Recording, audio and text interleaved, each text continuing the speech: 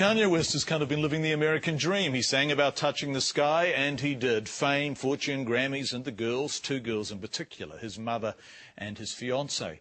But in the past 13 months, his mum has died after plastic surgery he was paying for. Then he and his fiancée separated, and his new album, 808s and Heartbreak, is a dark, spare album of loss.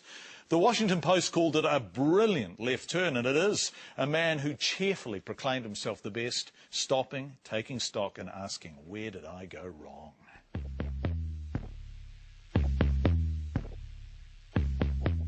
I'm not loving you way I wanted to. I appreciate the opportunity that I have to influence culture.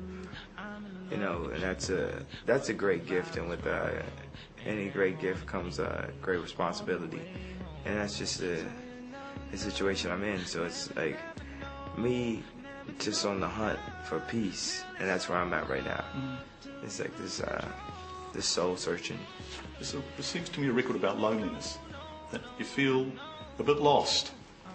Oh yeah, well, I was feeling extremely lonely with the loss of my mom and the breakup in my relationship at around the same time. Everybody want to know what I would do if I didn't win.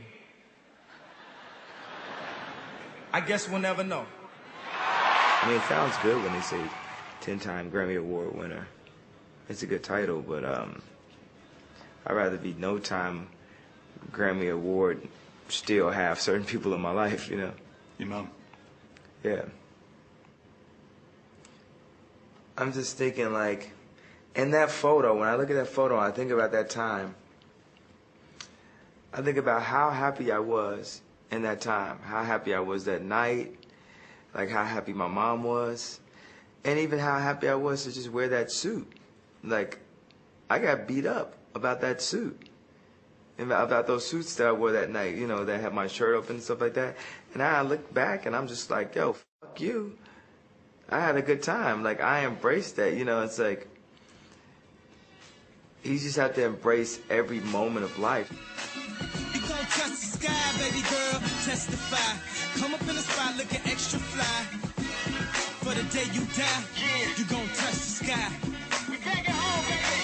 Sky high, I'm sky high, I'm sky high, You talked before about responsibility, but that puts an enormous amount of pressure on you. And I'm thinking of the Hurricane Katrina thing, for example. Actually, what you said at that event was probably what hundreds of thousands of African Americans were saying around America. Yeah. It's just that you had the voice that they didn't have, and you had Mike Myers standing beside you looking completely bewildered in the two-shot. I hate the way they portray us in the media. If you see a black family, it says they're looting. Hey, drop! Hey, stupid! Drop! See a white family, it says they're looking for food. We gotta steal from each other so we can survive and feed our children. We need help. George Bush doesn't care about black people.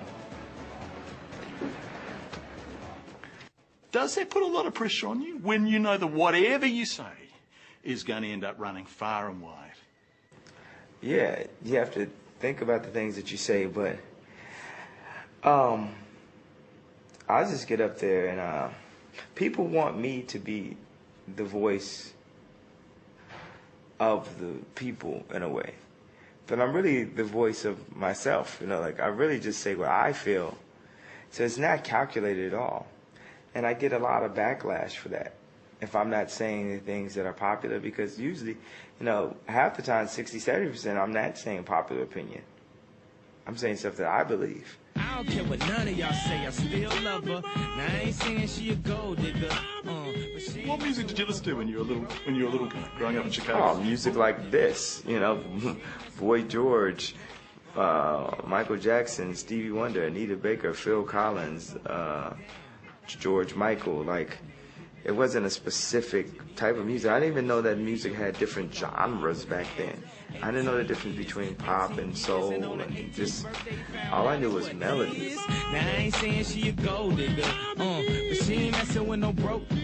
Now I ain't saying she a gold digger. And that's just so hard, because it's wow, when I was in college, I used to have girls and stuff that liked me and stuff. So So why is it now that I'm like way more rich and way more famous that I can't have girls that like actually really, really, really like me and stuff? And you have to just think about it so much, and like girls would just be like so conniving and calculated, but I don't want to be a pessimist. I'd rather be an optimist in life and just think that, man, I won't end up in Paul McCartney's situation. I'll end up in can we name somebody that ended up in a good situation? Brad Pitt, maybe. Not Paul McCartney. Seems like Brad Pitt's in a good place. Yeah.